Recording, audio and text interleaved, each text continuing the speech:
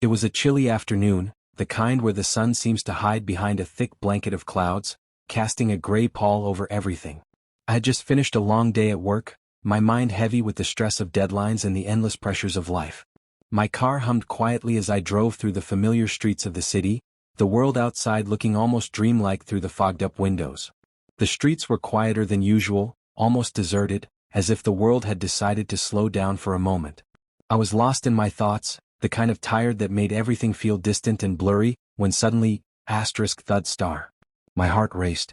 I slammed on the brakes, nearly skidding to a stop. I glanced out the windshield, expecting to see some piece of debris or a fallen branch. But instead, a small, scruffy cat stood perched on my car's hood, her eyes wide and desperate. She was thin, so thin that her ribs were visible beneath her matted fur, and her fur, once a beautiful shade of orange, was now stained with dirt and wear. I didn't know what to think. My mind was racing, trying to process what had just happened.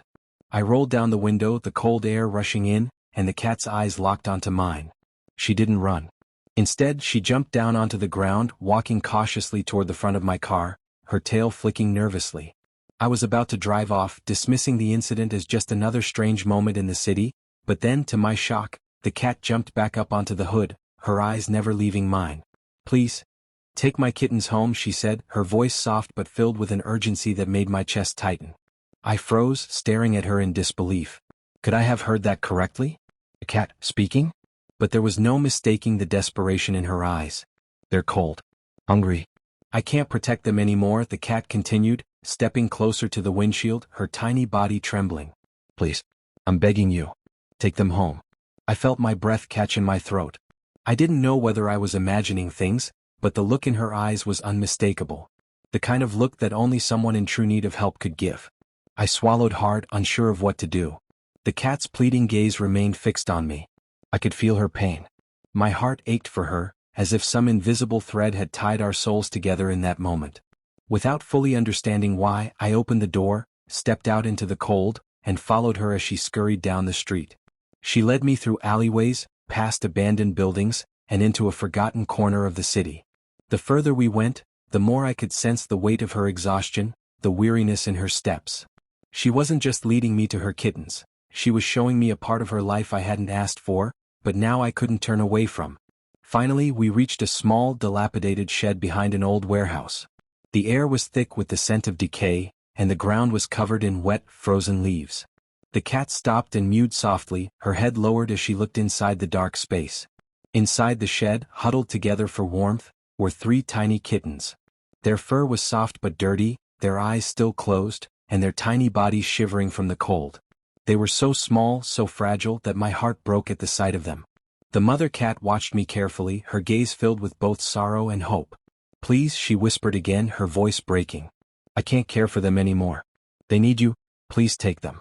I knelt down, my hands trembling as I gently picked up the smallest kitten. It let out a weak mewl, and I could feel its tiny heart beat rapidly against my palm. I reached for the other 2, each one just as frail and vulnerable.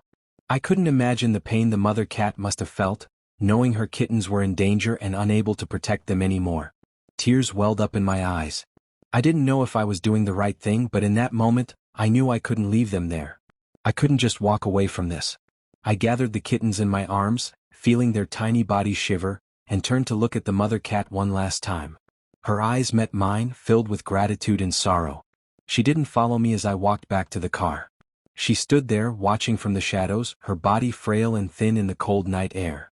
I wanted to tell her everything would be okay, but I couldn't bring myself to say the words. She had done everything she could for her kittens. And now it was my turn to help.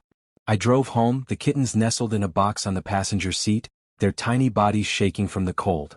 I tried to comfort them, talking softly, but my thoughts were consumed by the mother cat. What would happen to her? Would she survive out there, alone in the harsh world she had known for so long? When I arrived home, I quickly made a warm bed for the kittens, feeding them as best as I could, but my heart was heavy with guilt. The warmth of the house couldn't seem to fill the emptiness I felt for the mother cat. I knew I couldn't save her. I knew I couldn't bring her into my home, but I also knew I couldn't forget her. Days passed and the kittens began to grow stronger. They started to play, their tiny bodies becoming less fragile, their eyes finally opening to the world. But with every joyful sound they made, A part of me couldn't shake the memory of their mother, alone somewhere out there trying to survive without them.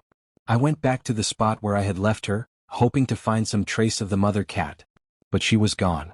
I searched the alleyways, the old buildings, calling her name softly into the empty streets. But there was nothing. Only the silence of the city and the cold winter air. I sat on the curb, feeling the weight of the sadness settle over me. The kittens were safe now, but at what cost? The mother cat had sacrificed everything for them, and now she was lost. I couldn't help but wonder if she had known that they would be safe, if she had known that I would take them home. All I could do was hope that, wherever she was, she had found peace. Weeks later, the kittens grew into healthy, playful young cats, each with their own unique personality. They would curl up in my lap, purring softly, and I would think of the mother cat, her eyes filled with love and pain. I would remember the trust she had placed in me, asking me to take her kittens home. I never saw her again, but I carried her memory with me every day. And every time I looked at the kittens, I whispered a silent thank you to the mother who had given everything for them, her final selfless act of love.